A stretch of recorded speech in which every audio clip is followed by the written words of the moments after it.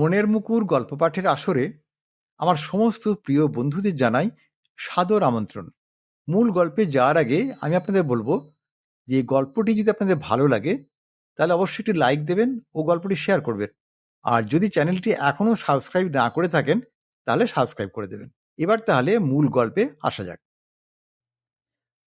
আজ আমি আপনাদের পড়ে শোনাবো একটি খুবই মজার গল্প। গল্পটি লিখেছেন শীর্ষেন্দু মুখোপাধ্যায়।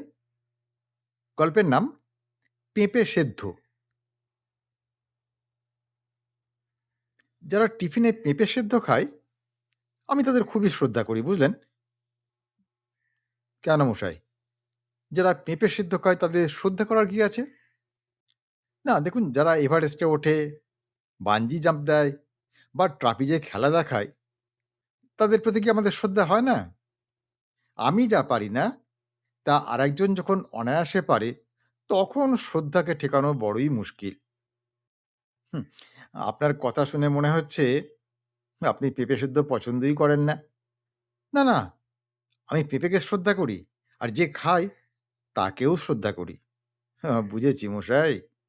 আপনার কথার মধ্যে একটা প্যাঁচ আছে, প্রচ্ছন্ন বিদ্রূপ এবং চোরা ব্যঙ্গ। তা আমি পেঁপে সেদ্ধ খাচ্ছি বলে আপনার কোনো অসুবিধা হচ্ছে না তো? না না, মানুষকে খেতে দেখলে আমার বড় ভালো লাগে। পার্কের ওই দক্ষিণ কোণের ফুটপাথে দেখবেন দুপুরে পশ্চিমীরা পেতলের থালায় ছাতু মেখে খায়। আমি সুযোগ পেলেই দাঁড়িয়ে তাদের খাওয়া দেখি।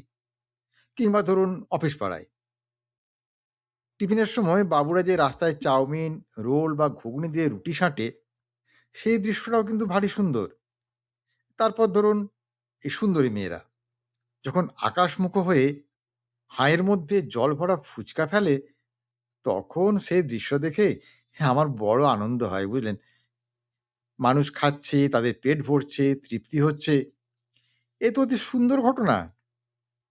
এই যে আপনি আপনি যে নিরিবিলিতে দুপুরে পার্কে গাছের ছায়ায় বসে পেঁপে সেদ্ধ খাচ্ছেন, এরও কিন্তু একটা সুষমা আছে।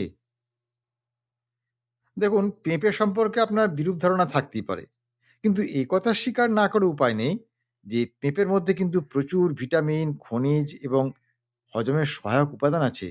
তাই নয় কি? হ্যাঁ, পেঁপে তো অত্যন্ত উপকারী জিনিস। হ্যাঁ, তাহলেই বলুন। আর ভগবান দেখবেন সব খাদ্যের মধ্যেই না এক একটি স্বাদ দিয়ে রেখেছেন। পেঁপের স্বাদও কিন্তু অত্যন্ত ভালো। আর আমার বউ এতে বিট নুন এবং গোলমরিচ মাখিয়ে দেয় বলে স্বাদটা আরো খোলে কিন্তু। হ্যাঁ, পেঁপের স্বাদগন্ধের গুণগ্রাহী মহান মানুষরা আমাদের ঈর্ষারই পাত্র। ওফ! আপনি তো দেখছি বেশ গোলমেলে লোক মশাই। তা সে যাই হোক। আমি রোজই কিন্তু এই পেঁপে সিদ্ধ দিয়েই টিফিন করি। আর ওই যে হলুদ বাড়িটা দেখছেন? ওই হলুদ বাড়িটাই আমার অফিস। State bank of India. ২:৩০টার সময় একটু ফাঁক পেয়ে আমি এই পার্কে চলে আসি। প্রকৃতির মধ্যে বসে গাছের ছায়ায় নিশ্চিন্তে টিফিন খাই। এটাই আমার বিলাসিতা বলতে পারেন। হ্যাঁ, সে আপনি ঠিক কাজই করেন। যেকোনো আস্বাদনের জন্য নিরিবিলিতে বসা কিন্তু একান্তই প্রয়োজন। এই ধরুন না, জীবনানন্দের কবিতা, বিভূতিভূষণের উপন্যাস, রবীন্দ্রনাথের নাটক, ওসব ঠিক নিরিবিলি না হলে সুবিধা হয় না। ও, আপনি ওসব পড়েন বুঝি? হ্যাঁ, সেই জন্যই আপনার কথায় একটু সাহিত্য, সাহিত্য গন্ধ পাচ্ছি। কম বয়সে আমিও পড়তাম অবশ্য। শরৎচন্দ্রের দেবদাস তো একসময় প্রায় আমার মুখস্থই ছিল। তারপর রবীন্দ্রনাথের শেষের কবিতা, নেহার গুপ্তের হাসপাতাল। তা এখন আর সব পড়াটরা হয় না। হ্যাঁ, তা ভালোই করেন। সাহিত্য না পড়েও তো দুনিয়ার ১২ আনা লোকের দিব্যি চলে যাচ্ছে। আর আমারও দৌড় বেশি দূর নয়। বেকার জীবনের সময় কাটতো না বলে পড়তাম। ও, আপনি বেকার ছিলেন বুঝি? এখন কি চাকরি পেয়েছেন? হ্যাঁ, ওই সামান্য একটা আরকি। তবে বেকার জীবনটা বুঝলেন বড্ড ভালো ছিল। সে কি মশাই? বেকার জীবনে ভালোটা কি? বাড়িতে গঞ্জনা, দোকানে ধার বাকি, পকেট মানির অভাব। হুম, তা অবশ্য বটে। তবু কতটা সময় পাওয়া যেত বলুন তো? দেখুন, বেশিদিন বেকার থাকাটা কিন্তু মোটেই কাজের কথা নয়। তাতে ভেতরে, ভেতরে মরচে পড়ে যায়। আচ্ছা, আপনার নামটা কি মশাই? আমি শুভাশিস মিত্র। হ্যাঁ, আমার নাম পীযূষ গুহ। আচ্ছা, আপনি চাকরি করেন। কিন্তু এই উইকডেতে দুপুরবেলা পার্কে এসে বসে আছেন যে? হ্যাঁ, আসলে কি জানেন তো? আমার অফিসটাও কাছেই তো। আর এই দুপুরবেলা টিফিনে একটু ছুটি হলে আমি হাঁপ ছাড়তে এখানে চলে আসি। কিংবা রাস্তায়, রাস্তায় ঘুরি। অফিসের বন্ধ ঘরে বসে থাকার ধাতটা এখনো ঠিক তৈরি হয়নি, বুঝলেন? বেকার জীবনে তো ফ্যাঁ, ফ্যাঁ করে ঘুরে বেড়াতাম। সেই নেশাটা এখনো রয়েই গেছে। না, না, এটা তো ভালো কথা নয়। নতুন চাকরি, ১ম এ অত লিবার্টি নেবেন না। বরং ছুটির পরেও কিছুক্ষণ কাজ করবেন। তাতে ইমপ্রেশন ভালো হয়। হ্যাঁ, আমি ২৫ বছর চাকরি করছি মশাই। সব জানি। আর তা সরকারি চাকরি না বেসরকারি? বেসরকারি। বড় কোম্পানি? না, না, মাঝারি। তা হোক, ওই লেগে থাকাটাই কিন্তু আসল। এখন চাকরির যা বাজার, একটা যেমন তেমন চাকরি পাওয়া খুব কঠিন। তা তো ঠিকই। তা বাড়িতে কে, কে আছে? মা আর আমি। ও বাবা কি নেই? আছেন। কোথায়? দিল্লিতে। ও দিল্লিতে চাকরি করেন বুঝি? আগে হ্যাঁ। হ্যাঁ, দিল্লি বড় ভালো জায়গা। Neat and clean. তা আপনার বাবা মাঝে, মাঝে আসেন তো? সময় পেলে আসেন। আপনারা যান না? তাও যাই। আপনার ভাই বোন নেই? আগে না। আচ্ছা, আপনার চাকরিটা কি ধরনের? সব চাকরি তো ফায় ফরমাস খাটবার কাজ, তাই না? এটা করো, সেটা করো। ওটা ভুল হলো কেন? না মশাই, আপনার হাবভাব তো আমার বেশ ভালো ঠেকছে না। আপনার চাকরিতে মন নেই কেন? দেখুন, আমার মাও কিন্তু একই কথাই বলে। আমার নাকি চাকরিতে মন নেই। হ্যাঁ, সে তো ঠিকই বলেন। এ বাজারে চাকরি গেলে আবার পাওয়া কিন্তু খুব মুশকিল। সে তো জানি। আর তাছাড়া উপরওয়ালা আমাকে বেশ পছন্দও করেন না। বলছে, তোমার স্বভাবটা বড় উড়ু, উড়ু।" সর্বনাশ! একে প্রাইভেট অফিসের চাকরি, তার উপর কর্তৃপক্ষের বিষ নজর। হ্যাঁ, আপনি তো বিপদে পড়বেন মশাই। হ্যাঁ, বিপদ? হ্যাঁ, বিপদই তো। তবে যদি চাকরিটা চলেও যায়, তাহলে আমার খুব একটা দুঃখ হবে না। বেকার জীবনটার কথা ভেবে আমার খুব কষ্ট হয়। এইরে! অতিরিক্ত সাহিত্য পাঠের এটাই হলো কুফল, বুঝলেন?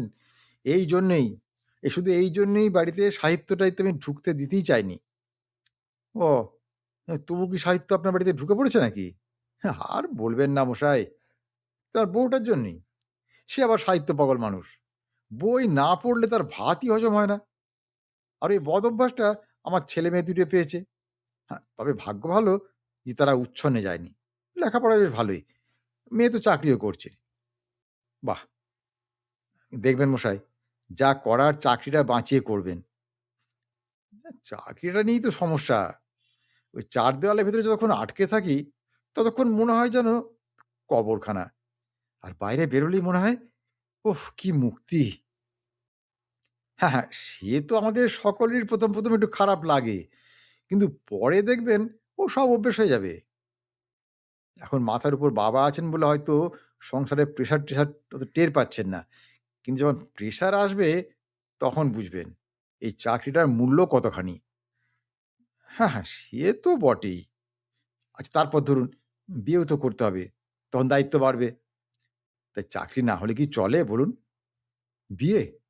হ্যাঁ, বিয়ে, নয় কেন? বাপের এক ছেলে, তা বংশ রক্ষা করতে হবে না? কিন্তু বিয়ে করলে যে আরো মুশকিল হবে। কিসের মুশকিল? বিয়ে মানেই তো আরো বন্ধন। ইচ্ছে করলে আমি চাকরি ছেড়ে বেরোতে পারব না। আহা! চাকরি ছাড়ার কথাটা ভাবছেনই বা কেন? না, না, আমি ভাবছি না। চাকরিটাই ছেড়ে দিতে চাইছে আমাকে। আচ্ছা, মাইনে কত দেয়?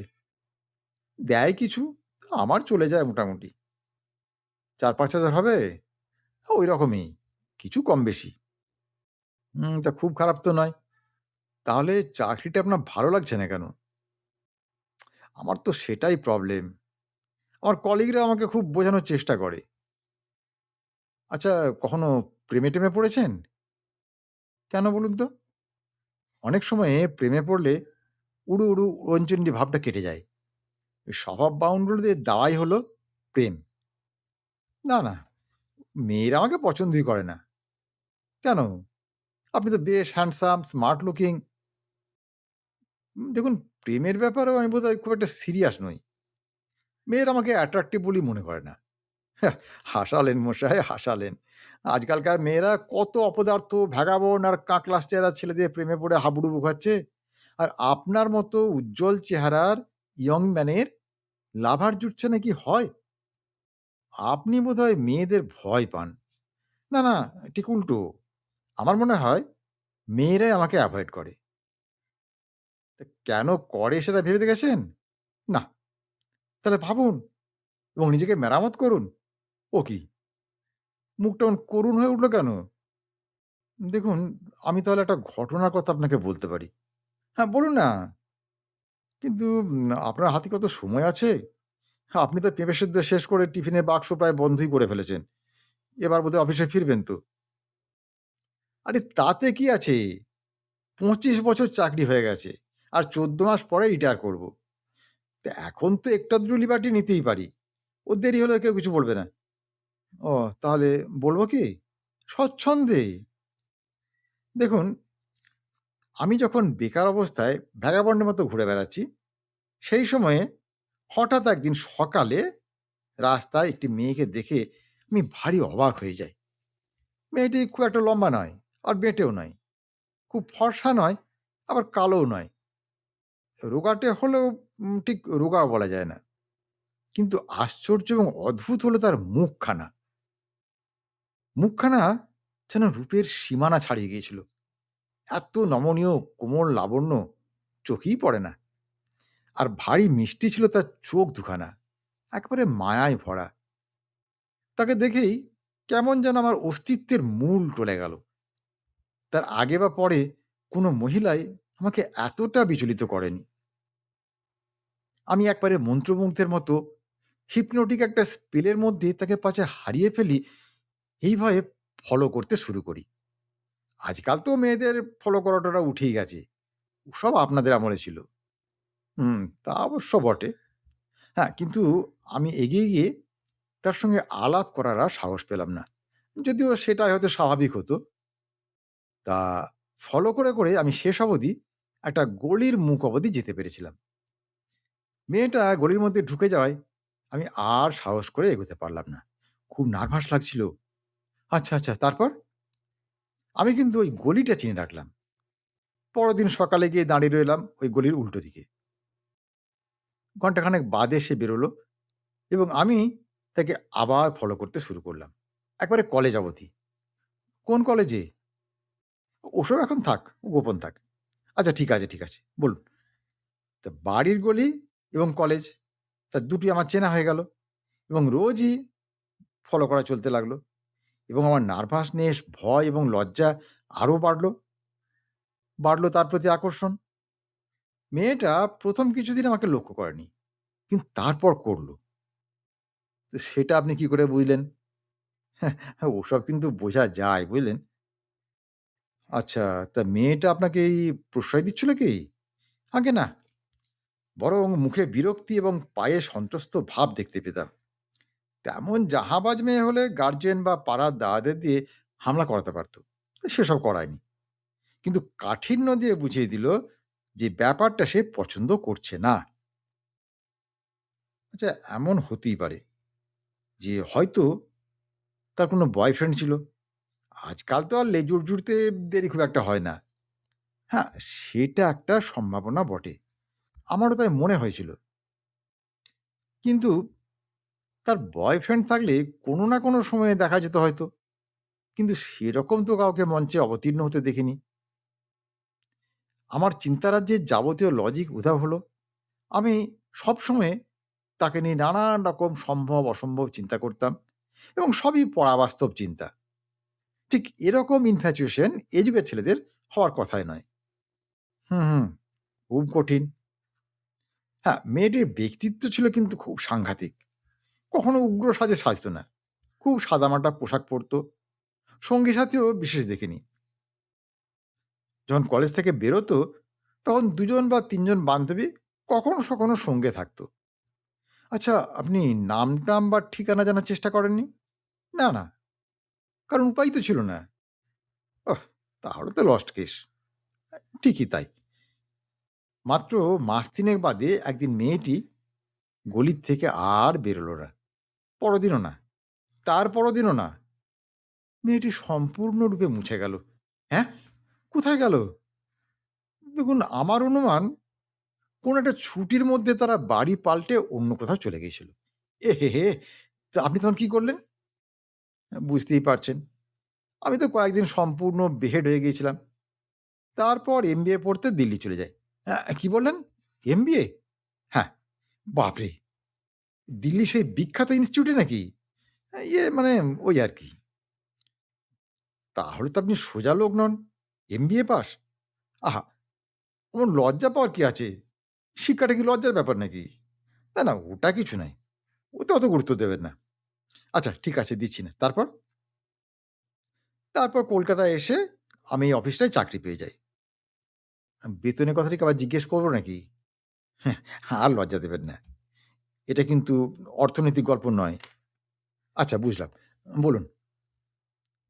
এই চাকরি পেয়ে যাওয়ার পরেই অবিশ্বাস্য ঘটনাটা ঘটল। আমি দেখলাম ওই মেয়েটিও এই অফিসেই চাকরি করছে। হ্যাঁ, বলেন কি? হ্যাঁ, সে আমার সহকর্মী। ওহ! এ তো দারুণ গল্প মশাই। এবার নিশ্চয়ই না, আপনি যা ভাবছেন তা নয়।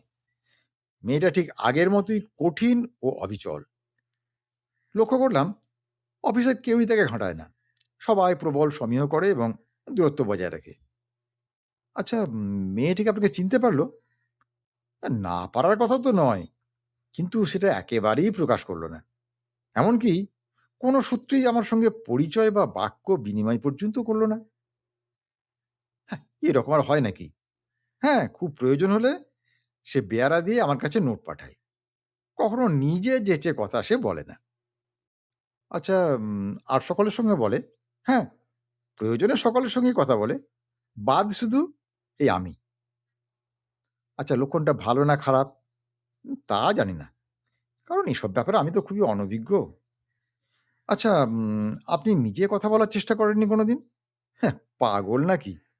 ওই মেয়েটিকে দেখি এমন নার্ভাস হয়ে পড়ি, ভালো করে তাকাতেই পারি না। আচ্ছা, আপনার অফিসে কটা মেয়ে কাজ করে? অনেক। অধিকাংশ স্টাফই তো মহিলা। তাদের মধ্যে কয়েকজন বেশ সুন্দর দেখতে। আমাদের ব্রাঞ্চ ম্যানেজার তো কোনো একটা বিউটি কনটেস্টে মিস কি যেন হয়েছিল। আচ্ছা, তাদের সঙ্গে আপনার সম্পর্কটা কিরকম? অত্যন্ত ফ্রেন্ডলি, একবারে জড়তাহীন সম্পর্ক। তাহলে কি আপনি ওই মেয়েটির কারণেই চাকরি ছাড়ার জন্য ব্যস্ত হয়েছেন? বোধহয় ওই মেয়েটিই প্রধান কারণ। সে কি আপনার অধস্তন? দেখুন, আমাদের অফিসে ঠিক ওরকম কিছু হায়ারার্কি নেই।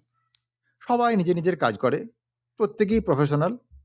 প্রাইভেট অফিসে কেউ কোনো সুবিধা পায় না। সবাইকেই প্রচণ্ড কাজ করতে হয়। বসিং ব্যাপারটা দরকার হয় না। অফিসের মোটো হচ্ছে, "ইট ইস আ ফ্যামিলি।" হ্যাঁ, আজকাল অবশ্য এরকম একটা স্লোগান শোনা যাচ্ছে। তাতে নাকি কাজ ভালো হয়। হ্যাঁ, আচ্ছা, আপনার কোম্পানির অন্য কোনো ব্রাঞ্চ কোথাও নেই? আছে তো। বোম্বে, দিল্লি, ব্যাঙ্গালোর। আমাদের হেড অফিস দিল্লি। তা আপনি বদলি হয়ে যেতে পারেন না? পারি। কিন্তু কলকাতার অফিসটা তো নতুন। এখানে কনসেনট্রেট করা বেশি প্রয়োজন বলেই আমাকে এখানেই কাজ দেওয়া হয়েছে। অবশ্য আমাকে অন্যান্য অফিসেও ট্যুর করতে হয়। আচ্ছা, একটা কথা বলব? হ্যাঁ, বলুন না। মেয়েটির কোনো বয়ফ্রেন্ড আছে কিনা খোঁজ নিন তো। দেখুন, দিগন্তে সেরকম কোনো মেঘ এখনো দেখা যায়নি। দেখুন, যা দেখা যায় না তা কি নেই? হয়তো বয়ফ্রেন্ড এখন বিলেত বা আমেরিকায়, কিংবা অন্য কোথাও চাকরি করছে। মেয়েটি তার জন্যই অপেক্ষায় আছে। সর্বনাশ! কি হলো? না, এই কথাটা ভাবিনি তো। হ্যাঁ, এটাও তো সম্ভব। হ্যাঁ, খুবই সম্ভব। লক্ষণ দেখে আমার তো সে কথাই মনে হচ্ছে। হুম, আমারও তাই মনে হচ্ছে। তাহলে? সেক্ষেত্রে আমার কিছু করার নেই। বয়ফ্রেন্ড না থাকলেও কিছু করার ছিল না অবশ্য। আচ্ছা, আমি কি আপনার জন্য কিছু করতে পারি? আপনি কি করবেন? না, আমি মেয়েটিকে অ্যাপ্রোচ করতে পারি। করে? দেখুন, আমি একজন বয়স্ক মানুষ। কাজেই সে আমাকে হয়তো অসম্মান করবে না। আমি তার অবস্থানটা একটু জানবার চেষ্টা করতে পারি। সেটাকে খুব খারাপ দেখাবে না বলুন? হুম, তা আপনি তো বেশ পাকিয়ে তুললেন দেখছি। হ্যাঁ, সমস্যা আছে বটে, সমাধানও আছে। কি সেটা? আমার ফের ভ্যাগাবন্ড হয়ে যাওয়া। মাকে আমি বলেছি যে, "আমার চাকরি করতে ভাল লাগছে না। আমাদের গ্রাহ্যতা কোন রকমে চলে যাবে।" আমার মা তাতে খুব একটা আপত্তিও করেননি। মা বরাবরই আমার সাপোর্টার। কিন্তু ভ্যাগাবন্ড হলে কি সমস্যাটা মিটবে বলুন? হ্যাঁ, ছুটি পেলে আমি ফের আগের মতো রাস্তায়, রাস্তায় ঘুরবো, গাঁয়ে-গঞ্জে চলে যাবো। আপনার জানার কথা নয় যে আমি গান লিখি, সুর দিই এবং গাই। তাই নাকি? হ্যাঁ, আমি ছবি-টবি আঁকতে পারি। একসময়ে সেসবই তো আমার খুব প্রিয় ছিল। অফিসে বন্দী হওয়ার জন্য আমার জন্ম নয়। মুক্ত, চিন্তাশীল, দায়িত্বহীন জীবনে ফিরে যেতে পারলে আমি এসব ছোটখাটো ব্যাপার একবারেই ভুলে যেতে পারবো। হ্যাঁ, আপনি যে একজন কালচার গেঁড়ে তা আপনাকে দেখেই আমি বুঝেছি। সত্যি কথা বলতে কি, আপনি একজন দায়িত্বজ্ঞানহীন, বাস্তব বোধ বিবর্জিত, impractical, ভাবালু এবং উচ্চাকাঙ্ক্ষাহীন মানুষ। হ্যাঁ, হ্যাঁ, ঠিকই তাই। আমি ঠিক ঐরকম। ওহ! এইসব ভর্ৎসনা শুনেও আপনি যে বিন্দুমাত্র অপমান বোধ করলেন না এবং আপনার চোখ যে উজ্জ্বল হয়ে উঠল, হ্যাঁ, তাতেই বুঝতে পেরেছি যে আপনার জীবনে উন্নতির আর কোনো আশা নেই। এই যুগের মেয়েরা আপনার মতো পুরুষকে পছন্দ করার মতো আহাম্মক একেবারেই নয়। তবে একথাও আমাকে কবুল করতে হবে যে আপনার মতো ২ একটা পাগল ধারে কাছে না থাকলে পৃথিবীটা সহনীয় হতো না। আপনার সম্পূর্ণ অপদার্থতা সত্ত্বেও আপনাকে আমার বেশ ভালোই লাগছে। ধন্যবাদ। অজস্র ধন্যবাদ। যদিও আপনার মতো ভালো লোক কোনো মহিলাকে বিয়ে করলে তার জীবনটাই বরবাদ হয়ে যাবে। তবু, তবুও কিন্তু আপনার মতো লোকেরই বিয়ে করাটা জরুরি। আর তেমন মেয়ে হলে সে আপনার মাথার থেকে ভাবের ভূত একেবারে ঝেড়ে তাড়াবে। বিয়ের পর পুরুষদের নানা রকম পরিবর্তন তো হয়েই থাকে। ওহ! হ্যাঁ, আপনি তো বেশ বিজ্ঞ মানুষ মশাই। না, না, বিজ্ঞ নই, অভিজ্ঞ। সঞ্চিত অভিজ্ঞতাই তো বিজ্ঞতা। তাহলে এই বিজ্ঞ লোকটির একটা কথা শুনুন। এই বেলা একবারে চোখ বুজে চট করে একটা বিয়ে করে ফেলুন। তাতে প্রেম জ্বর সেরে যাবে। আর যে মেয়েটা আপনাকে পাত্তা বা মূল্য দিচ্ছে না, ফিরেও তাকাচ্ছে না, তুচ্ছ-তাচ্ছিল্য করছে, তার জন্য বিবেকে হওয়াটা কি কোনো পুরুষ মানুষের কাজ? সুন্দরী, শিক্ষিতা মেয়ের তো অভাব নেই। দেখুন, সেটা কি নিজের সঙ্গে একটা বিশ্বাসঘাতকতা করা হবে না? যে মেয়েটিকে আমি বিয়ে করব, তার প্রতিও হয়তো অবিচারই করা হবে। আরে মশাই! বিয়ের পর দেখবেন ওই ধিঙ্গি মেয়েটাকে ভুলে যেতে আপনার ৭ টা দিনও লাগবে না। আমার মেয়েকেও তো আমি এক কথাই বলি। হ্যাঁ, কি বলেন? দেখুন, এমনিতে আমার মেয়ে ভীষণ স্ট্রং মোরালের মেয়ে। ছেলেদের পাত্তাই দেয় না। খুব সিরিয়াস টাইপের। পড়াশোনা, নিজের কাজ নিয়ে থাকে। কথাও খুব কমই বলে। তা কিছুদিন হলো দেখছি খুব অন্যমনস্ক, অস্থির, রাতে ভালো ঘুম হয় না। আর চাপা স্বভাবের বলে ভেঙেও কিছু বলে না। আমরা বুঝতে পারছি যে কারো প্রেমে-টেমে পড়েছে এবং সেটা ঠিক মেনে নিতে পারছে না। ওর মা ওকে অনেক জিজ্ঞাসাবাদ করেও কথা বের করতে পারেনি। তবে আমার ছেলের কাছে নাকি একদিন বলেছে সে চাকরি ছেড়ে দেবে। সে কি? তা চাকরি ছাড়ার মতো কি হলো? আমাদের কাছে তো কিছু বলে না। তবে দাদার সঙ্গে খুব ভাব। দাদাকে নাকি কথায়, কথায় বলেছে সে তার টপ বসের প্রতি মনে, মনে ভীষণ সফট হয়ে পড়েছে। কিন্তু এক্সপ্রেস করা সম্ভব নয়। তাই চাকরি ছাড়তে চায়। চাপা এবং অহংকারী মেয়েদের তো ওটাই প্রবলেম কি না? হুম, ঠিকই বলেছেন। ভীষণ প্রবলেম। আমাদের প্রবলেম কি জানেন? কি বলুন তো? মেয়েকে কিছুই বলার মতো সাহস আমাদের নেই। আমার মেয়ের ভীষণ strong personality. She is an avid animal lover. আর যে কারণে নিরামিষ খায়। তার উপর স্বাস্থ্যবিধি নিয়ে চিন্তাভাবনা করে বলে জাঙ্ক ফুড বা ভাজাভুজি বাড়িতে একরকম বন্ধই করে দিয়েছে। ওর জন্য তো আমরা তটস্থ। নিজের কোনো প্রবলেম হলে বরাবর নিজেই সলভ করে। কক্ষনো আমাদের সাহায্য নেয় না। এই যে ১০-১২ হাজার টাকা বেতনের চাকরিটা পেল, এটা সম্পূর্ণ নিজের চেষ্টায়, কারো সুপারিশ নয়। হ্যাঁ, সে আমি জানি। আপনি জানেন? তার মানে? না মানে ওরকম মেয়ের পক্ষে ওটাই তো স্বাভাবিক, কি না? এক্সাক্টলি। মাঝখানে আমরা ওর বিয়ের জন্য একটু সম্বন্ধ-টম্বন্ধ করছিলাম। কিন্তু পাত্রপক্ষ দেখতে আসবে শুনলেই এমন ক্ষেপে যায় যে আমরা রণে ভঙ্গ দিয়েছি। হুম, আমি ভদ্রমহিলার পোর্ট্রেটটা চোখের সামনে দেখতে পাচ্ছি, বুঝলেন? হ্যাঁ, তাহলে ভিজুয়ালাইজ করলেন তো? হ্যাঁ, আমার ছেলেও কিন্তু ভালো চাকরি করে, কেমিক্যাল ইঞ্জিনিয়ার। সে একটি মেয়েকে ভালোবাসে। সেই মেয়েটি আমাদের বাড়িতে প্রায়ই আসে-টাসে। আমাকে বাবা আর আমার স্ত্রীকে মা বলে ডাকে। স্ববর্ণ, পাল্টি ঘর, নো প্রবলেম। আশা করি স্মুথলি বিয়েটাও হয়ে যাবে।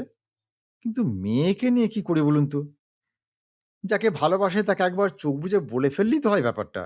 তাও বলবে না। ও দগদে মরবে। কি যে জ্বালা আমাদের! দেখুন, বস বলেই বুঝি সংকোচ বোধ করছেন। আরে না মশাই, তা নয়। তাকে তো বলেছে। বস হওয়ার অনেক আগের থেকেই নাকি ও ছেলেটার মানে ইয়েতে পড়েছে। তা মুখে বলতে না পারিস?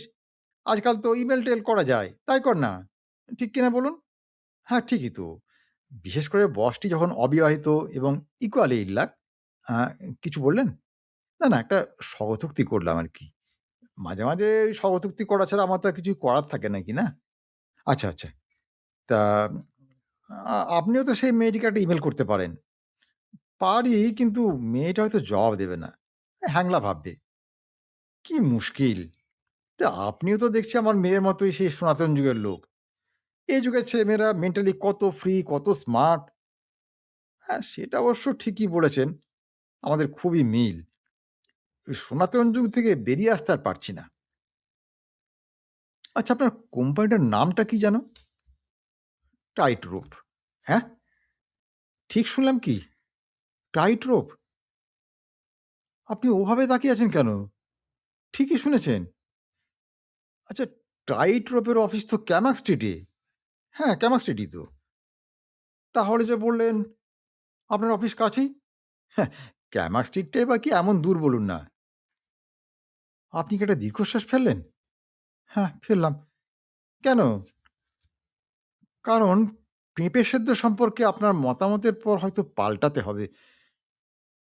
কেন, পেঁপে সেদ্ধ খেতে কি খুবই খারাপ? আপনার মুখ দেখে তো মনে হচ্ছিল যেন অমৃত খাচ্ছেন। হ্যাঁ, পেঁপে সেদ্ধর মতো খারাপ জিনিস দুটো হয় না মশাই। আর শুধু পেঁপে সেদ্ধই বা কেন? পেঁপে সেদ্ধর পরদিন কাঁচকলা সেদ্ধ, তারপর গাজর, বিন, টমেটো সেদ্ধ, তারপর বরবটি আর ঢেঁড়স সেদ্ধ, পরদিন আলু আর ঝিঙে সেদ্ধ। জিভ একবারে অসাড় হয়ে গেছে মশাই, বুঝলেন? কিন্তু একরত্তি মেয়ের শাসনে এসব খেয়েই আমাকে বেঁচে থাকতে হচ্ছে। তা খেতে যখন হবেই, তখন সোনাহানা মুখ করেই খাই। তবে হ্যাঁ, একটা কথা কিন্তু কবুল করতেই হবে। যেসব খাই বলে গ্যাস, অম্বল বা পেটের কোনো কমপ্লেন হয় না। ভেবে দেখুন, পারবেন তো? হ্যাঁ, দেখুন, মানুষ তো এভারেস্টেও ওঠে, তাই না? তা ওঠে বৈকি। আজকাল তো শুনি এভারেস্টে কুম্ভ মেলার ভিড়। হ্যাঁ, তাই ভেবেচিন্তে আমি খুঁজে আপনার কাছেই এসেছি। পেঁপে এবং অন্যান্য সেদ্ধ সম্পর্কে বিশেষজ্ঞের মত জানার জন্যই। হ্যাঁ, ভালো করেছেন মশাই, ভালো করেছেন। আমি বলি, পৃথিবীর অপ্রিয়তম কাজটি করার সময় হাসি মুখে করবেন। মনটাকে পজিটিভ রাখবেন এবং ভয়কে পরিহার করবেন। বাই দা বাই, মেয়েটা কি কোনো সিগন্যাল দিয়েছে? দেখুন, গতকাল অনেক সাহস সঞ্চয় করে আমি তাকে একটা ইমেইল করেছিলাম। তাতে শুধু লিখেছিলাম ওয়াই অর এন। ও বটে! তা কি জবাব এসেছে? ওয়াই। আজকের গল্প তাহলে এখানেই শেষ করছি। গল্পটি কেমন লাগলো তা কমেন্ট করে জানাবেন। আর যদি ভালো লাগে তাহলে একটা লাইক দেবেন ও গল্পটি শেয়ার করবেন। আর যদি মনের মুকুর চ্যানেলটি এখনও সাবস্ক্রাইব না করে থাকেন, তাহলে এখনই সাবস্ক্রাইব করে দিন। আজ তাহলে আসি বন্ধু, খুব শিগগিরই আবার হাজির হব এরকম একটি সুন্দর গল্পের ভিডিও নিয়ে। ততক্ষণ সবাই খুব ভালো থাকুন, সুস্থ থাকুন, আনন্দে থাকুন। নমস্কার।